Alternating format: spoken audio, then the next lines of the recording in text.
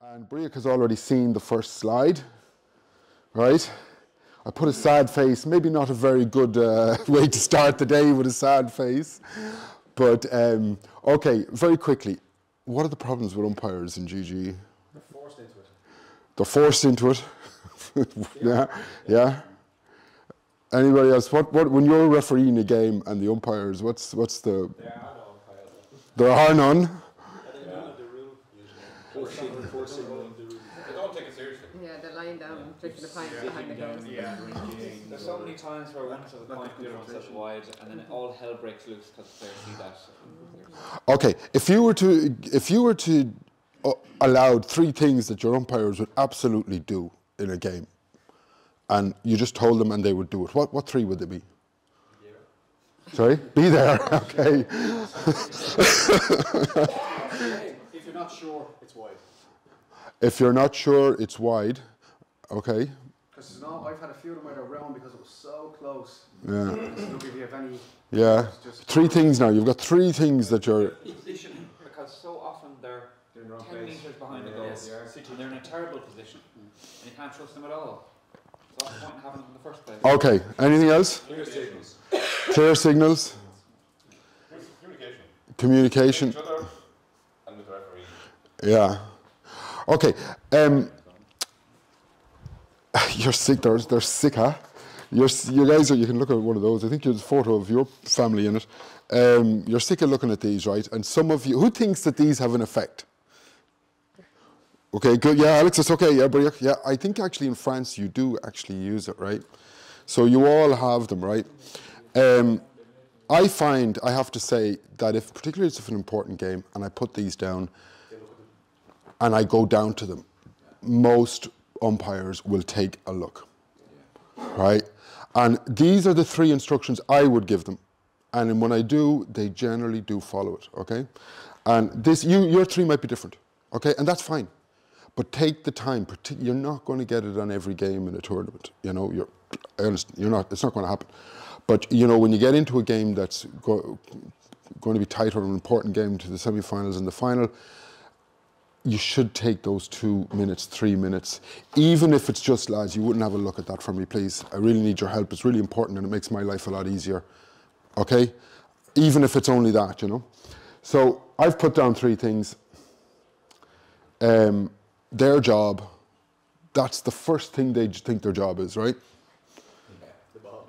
Yeah, you're a ball boy. Yeah. That's the first thing I tell them. Your job is not to get that ball, okay? The second thing, and I'll do this from the middle of the pitch. When I'm throwing up the ball, I look it down, and if the umpires are 10 metres, in Vaughan one year, they were out in the car park. There was a fence behind the goals, and they couldn't access the pitch, so two of them went out. The two umpires were out in the car park, about 20 metres. And I went down and said, how are you going to... And they said, but we can't get the balls from here. Okay? I would at least say, and then when you're in the middle and you look down, and if they're way behind the goals, blow the whistle. And the thing is, you know, get them, you know, point in the thing. And the thing is, you're communicating to about 30 people around you who will be doing umpire at some stage that day. It's not just to those four umpires, okay? Incorrect positioning, at least get them there. And, you know, just basic signal, at least one signal. And if you have time, you know, 1 point umpire, 1 goal umpire. You know, you've all seen it. One umpire's waving a wide and the other's waving a point, and you're like, okay. All right. And there's a tip or trick that I use to deal with that, okay? So 3 key instructions. Okay, they're my suggestions. You might have a different one, that's absolutely fine. Okay, now the other thing is, so this year, and particularly in Den Haag, we were a lot better. We don't normally have lines people, okay? I know in France you do. In this context, I'm talking about when lines people are you guys as referees. I'm not talking about non-qualified referees, okay? I'm talking about when we get to finals, we do try to have teams of 3 and work together, okay? But a lot of our referees don't actually know how to do the line. I mean, it's you think it's just the line, but there's a lot more to it. Anybody know what the rules say about the responsibilities of the linesperson? We're so used to not having lines. Honestly, it's like, yeah, but it's only for, I want, you guys are there to help the referee, okay, big time. When you do have to, I'm not used to refereeing. Sometimes I've had one of you guys doing the line for me, and I forget that you're doing it because, all right. So let's have a quick look at what the rules say.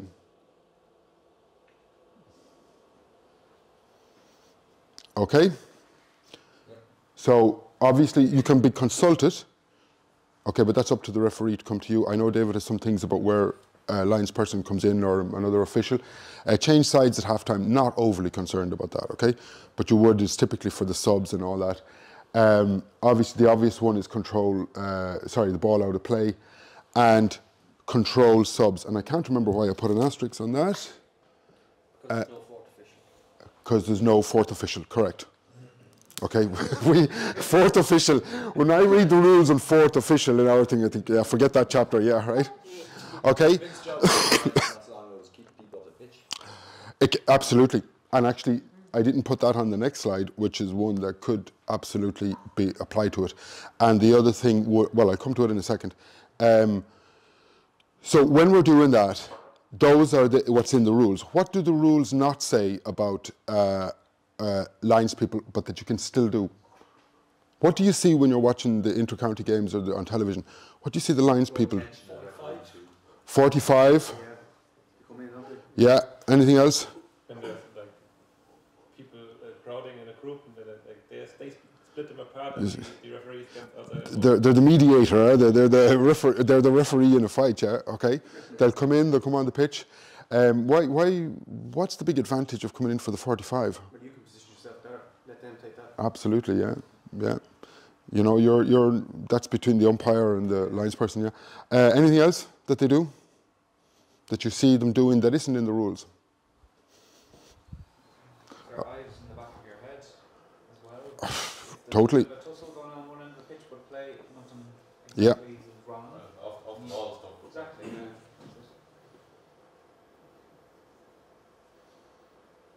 Okay. So actually, I want David to talk a little bit about this when you're doing the off the ball stuff. I think you have one or two videos, yeah. So now, team official infractions.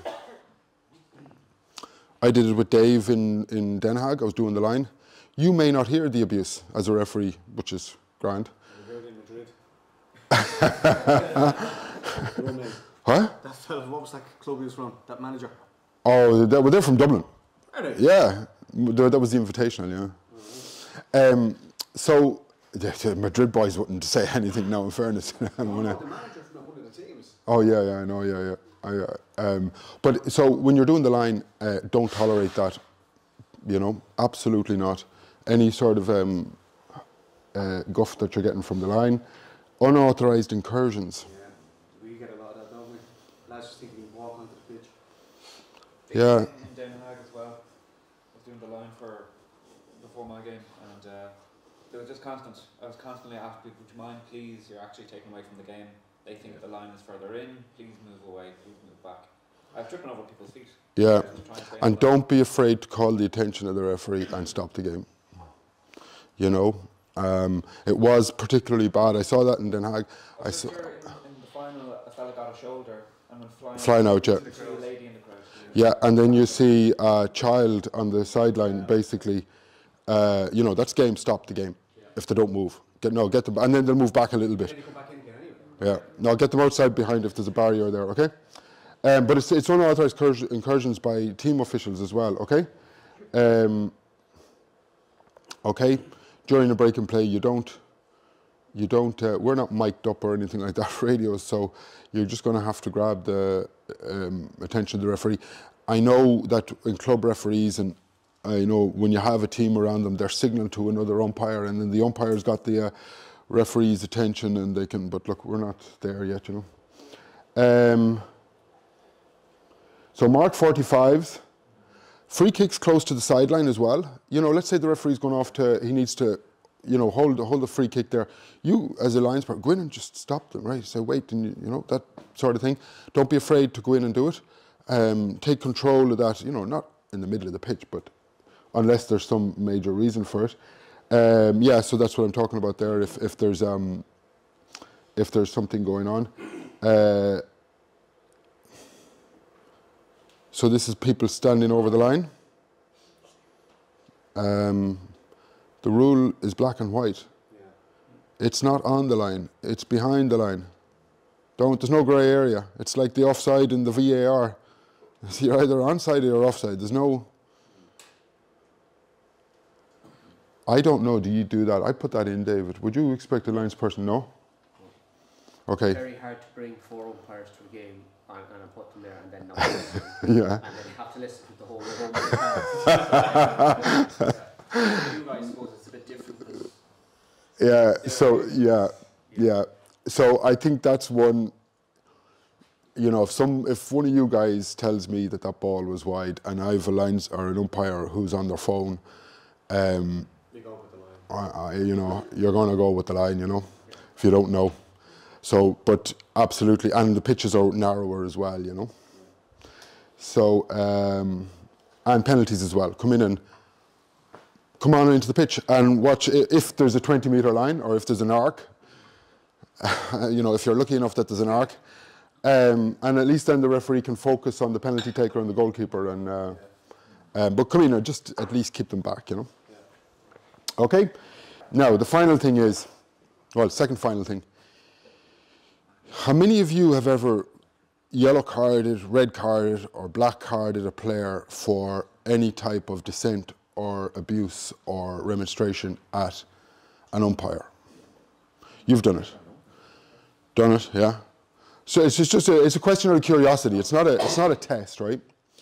So no matter how bad your umpires are, you're there to protect them. And I see at games, you know, guys shout, an umpire refused to get the ball. Guys shout, go and fucking get the ball, do your effing job, right? Don't put up with that stuff. That's the same as being directed as you. In fact, it's even, you know, you're there half voluntarily. They're not, okay? Very few of them volunteer to do umpire, you know. So absolutely protect your match officials with the rules. Remember, the rules say all these are to, you know, abuse, dissent, whatever. It's to a match official. It doesn't say referee, okay? It says match official. So you have the rule book. Protect them. Now, and the final thing is then, so we're looking very handsome in Den Haag. For the first time ever, we have referee kit. That's all the same. Most of you have it already. Those of you don't, it's in boxes here. I'll get it to you. So when you're teaming up, you know, suit up, look the part, and it does make a difference. It does make a difference. When you're out and you've got, you know, you agree the same jersey. Sometimes you can't. I was in Den Haag doing the line for who, Connor? I was frozen all day. I wore this. I was in a big puddle as well on the side of the pitch. And look, I'm not asking people to you know, suffer. But most of the times we play in pretty good weather. Try and bring one of the 2 jerseys, and whoever's refereeing a final, get that jersey on, and you all have matching shorts and everything. So, all right. I am ahead of time. Excellent. Okay, yeah. But nice people and even umpires, I think it's cool to discuss with them and to organize something on foot pass, hand pass. If you need to follow the ball and to follow the situation, just to ask the sideline or the umpire to keep an eye on the situation for the third man tackle, arriving in the back. And you can have an eye on every situation. No, you can't, but if you can do that with umpires, you know, that are in your club or a group of people, go for it. You know, absolutely. But I don't think we're at that level where, you know, are you going to be asking, does the umpire know the square ball rule, you know? In that situation, when you have referees as... Oh, and linesmen, sorry, referees, sorry, okay, yeah, absolutely. To organize the things and not to everybody follows the same situation, but just to discuss, I follow the ball and you keep an eye on Yeah. on that situation. Keep an eye, yeah, absolutely. And especially more so now that we're playing more 15s. So the 15s is going to get bigger, which is great. You know, the full games, 30 minutes, a half. And that's, you should have, at least if they're not lines people who are referees, you know, they're usually one-off games. So you do need to take that time, and you will have the time normally. Like in Rennes, we had plenty of time to talk to the umpires, and that would, because the big pitch is bigger and you can't be, yeah, absolutely. Okay, so the sheets, yeah, keep them. I'm going to keep forcing them, well, not forcing them, but making them available to you. Okay, so that's all I wanted to discuss. Oh no, sorry, consistency, yeah, I want to do. Okay, sorry, I did want to do this first, and I'll give myself 5 minutes. Okay. What does consistency mean in terms of refereeing? If you're going to get it wrong, keep getting it wrong. Why would I want to talk about consistency? It's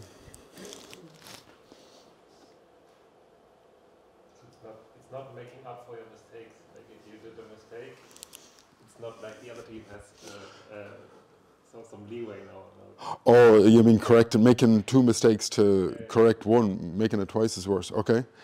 Okay, well in general, what I wanted to kind of focus on is, first of all, your own individual performance as a referee within a game, within a tournament, and right across a year. So I suppose if you take that as an individual level, that you're applying the rules in the right way and interpreting them in the right way, and you're being consistent in that, okay? That's one thing. That's what we're here for today in terms of the other things. I'm not going to get into that, but that's the first 2. And then this is the second one, which is ultimately what you want to get to, obviously. It's never going to happen. And good morning, Pat. Take a seat there anyway. So this is what we're ultimately trying to get to. But what I want to focus on in terms of GGE is things that we did quite well in Den Haag, because we had a briefing the night before.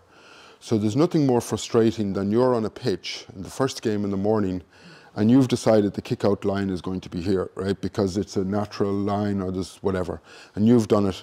And then another referee comes onto the pitch. You haven't communicated that, and the same team is playing again.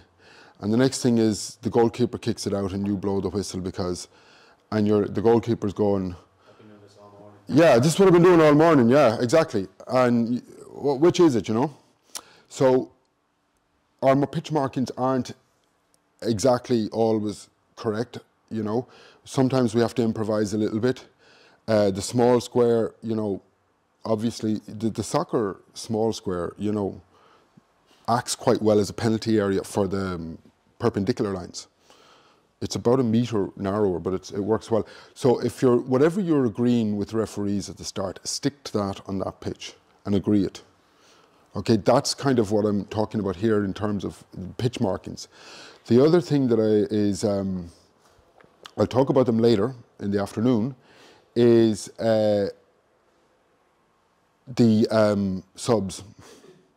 The tackle-in ladies I'm going to talk about, and because we have to be consistent on this.